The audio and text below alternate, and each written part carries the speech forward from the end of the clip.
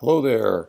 On January 9th, 2019, the federal government published an update to the Canadian aviation regulations through Canada Gazette Part 2, and we now have Part 9 of the Canadian aviation regulations for visual line of sight operation of remotely piloted aircraft.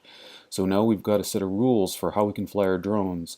Now, before I get too carried away, I want to point out if you are a MAC member, if you're flying RC airplanes and helicopters as a member of MAC, and you're flying at MAC sanctioned fields and you are a member in good standing, then my recommendation to you at this point is do nothing. As long as you're flying with MAC, you're good to go. But if you're not flying with MAC or you're flying for commercial purposes, then all these rules are going to apply to you.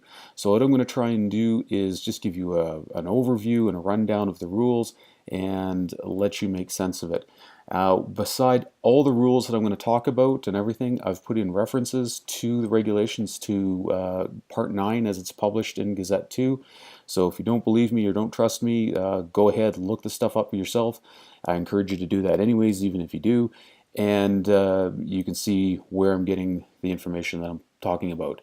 So first thing you've got to do, no matter what kind of drone you've got, this is all for stuff between 250 grams and 25 kilos.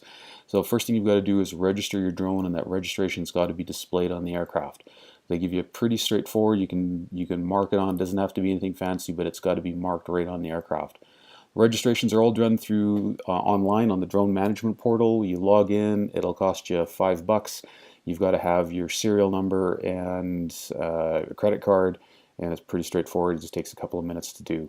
The couple things to be aware of: you've got to fly your drone and maintain your drone according to whatever manufacturer's instructions you've got. So if you've got a machine that's got a user's manual, then make sure that you're aware of what it says in that user's manual, and you're going to have to fly according to that user's manual. Especially watch for things like temperature limitations, wind speeds, those kinds of things. As far as operating your drone, first thing, nothing's changed here. You've got to give way to manned aircraft. Manned aircraft have the right of way. So even if you think you're in the right spot and you're doing everything good, if a small airplane or a helicopter comes through your area, they've got the right of way. So get out of the way. Stay clear of emergencies. So if any first responders, firefighters, EMS, the police, if they're operating on a site, you've got to stay clear of that. Now there is a provision if you are part of that. So if you are a firefighter and you want to do a thermal scan of something, for example, then yes, you are allowed to do that. You don't have to get special permission because if you're involved in the operation, then you have permission from the authorities. But if you're not, stay away from there. And of course, stay out of restricted airspace, Class F restricted airspace. Now you can get permission to fly in that airspace. If you look up in the DAH, the Designated Airspace Handbook, you can find what they call the owner of the airspace. And if that owner gives you permission to fly there, then you can fly there. But if you don't have permission, can't fly there. Pilots got to be fit for duty. So it's pretty straightforward, common sense stuff. You can't be fatigued, you can't be impaired by drugs or alcohol, and then of course the big one that was in the news: 12 hours bottle to throttle, I guess you could say. So you've got to adhere to that, and of course then they put the little note in there that it's up to you to fly safely. It's pretty common sense, but it's now law for those people who didn't think they needed to do that. How far can you go? Well, they've put it pretty simple. They haven't put a fixed distance on, horizontal distance on how far you can fly, as long as the aircraft is within sight of the pilot or the visual observer. So as long as either person can see the aircraft, then you can continue that flight. Now that also means this kind of rolls in FPV as well. If the pilot's flying FPV, that's fine, but there must be a visual observer, and that visual observer must be able to see the aircraft at all times. In that case, the visual observer becomes that sense and avoid criteria to stay away from manned aircraft. Now the visual observer's got to have what they call timely and reliable communication. So obviously if you're standing right beside the pilot, if the pilot's flying FPV, then that's there. If the visual observer is further away, then you're going to need a radio or some other form of communication to get back and forth. But as long as you've got that communication, you're good to go. In terms of distances, or altitudes, pardon me, then your maximum altitude is 400 feet or 122 meters. unless you're beside a structure. So if, say, you're doing an inspection on a turbine, a wind turbine, or a tower of some kind, then you are allowed to fly up to 100 feet above that tower as long as you are within 200 feet horizontally of that. So you can fly 30 meters above the structure as long as you're within 61 meters of the structure. So it allows you some options there. In terms of weather, they're really leaving it open.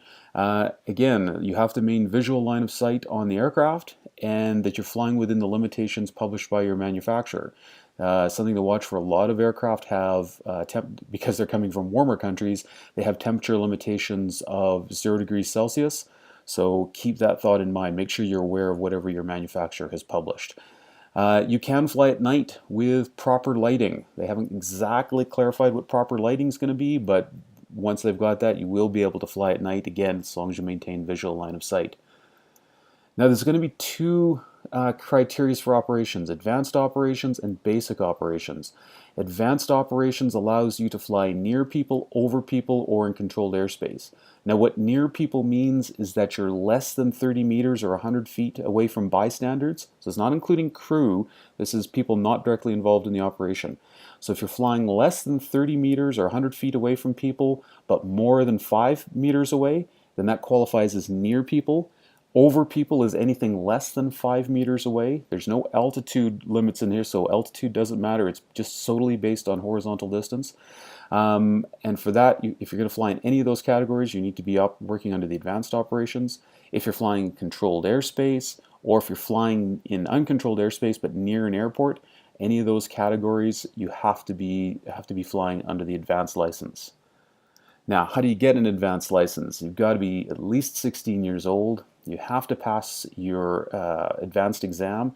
Once you've passed your advanced exam, you're automatically qualified for basic, but you have to get that advanced exam done if you want to get your advanced license. It's all done online through the drone management portal. That's the same place that you're going to go register your drone. It'll cost you $10 to write the exam. The advanced exam is 50 questions. You've got an hour to do it, and you've got to get at least 80% to pass.